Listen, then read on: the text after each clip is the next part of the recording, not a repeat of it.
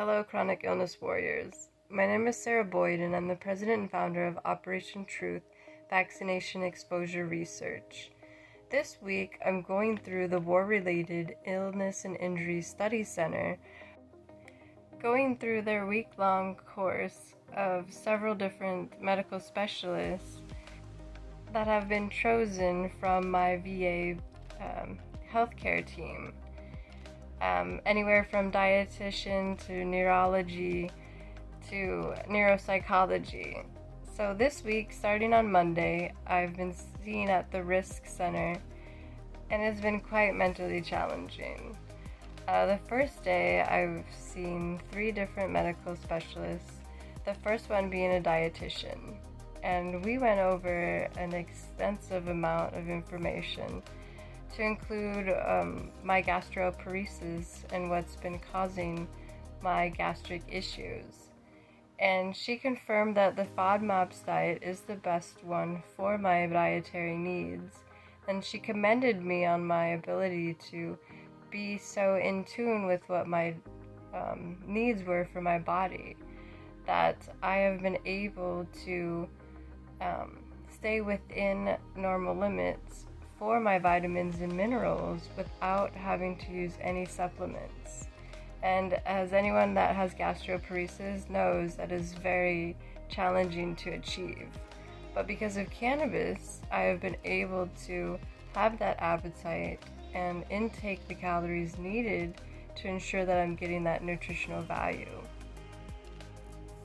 The second specialist that I saw on Monday was for women's health, and it was an individual that was working for WRIISC that had put together an additional survey that they were adding to the existing WRIISC survey that every patient that goes through WRIISC has to take prior to going through their week-long course.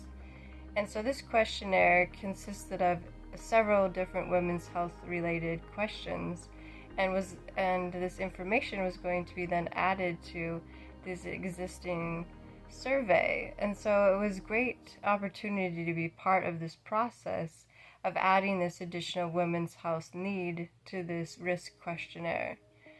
And it just further reiterates why it is so important for each one of our veterans to get to the War-Related Illness and Injury Study Center so that you can be part of that critical research, and so they have that knowledge for future veterans and yourself. The third specialist I saw on Monday at WRIISC was neuropsychology, and this one was the most time consuming. We went over a lot of data, and neuropsych testing I've had confirmed that I did have mild short-term memory and mildly impaired verbal memory, and she came to the conclusion, along with her colleagues, that the result of the altered blood flow to my brain was causing it to underperform.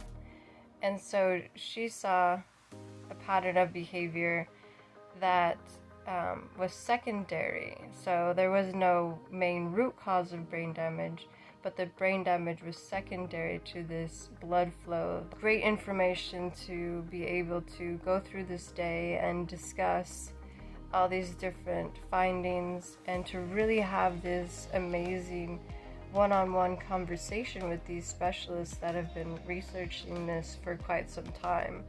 And there was no denial. There was no gaslighting.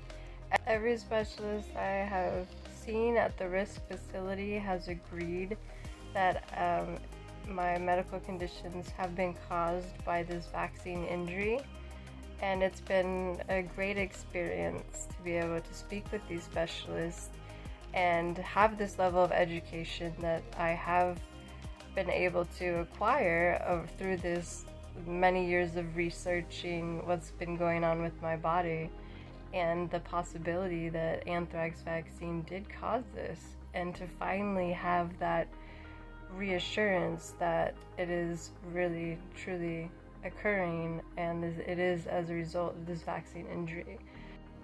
This is why it is so important for you to be involved with the VA at this level, especially with the War-Related Injury and Illness Study Center. They truly have the experience and expertise that you need in a complicated case like ours. And if you need help getting referral to the WRIISC Center, please reach out to Operation Truth. Even if your primary care provider says that you can't go because you didn't deploy to Iraq or Afghanistan, that is incorrect. The VA systems do not talk to each other, and you most definitely can be seen at the WRIISC Center, because I am being seen through the Palo Alto WRIISC Center, and I have not been deployed to Iraq or Afghanistan. So please reach out to Operation Truth if you need any help. If you have any further questions, comments, or concerns, you can contact us through operationtruth.net. Thank you, and have a great week.